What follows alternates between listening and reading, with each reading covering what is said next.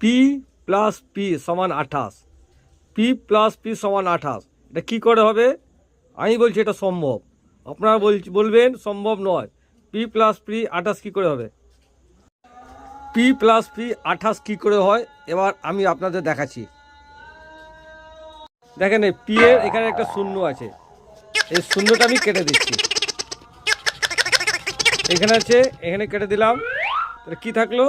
ওই থাকলো 1 1 প্লাস 1, আর এই শূন্য দুটো আমি এখানে নিয়ে চলে আসছি। দেখো শূন্য আর শূন্য নিয়ে চলে এলাম, তাহলে এই 1 আর 1 যোগ করলে কত হয়? 2, আর এই শূন্য আর শূন্য এখানে বসিয়ে দিলাম। দেখেন হয়ে গেল 28, হইলো কি না বলেন? P plus P, P plus P সমান 28।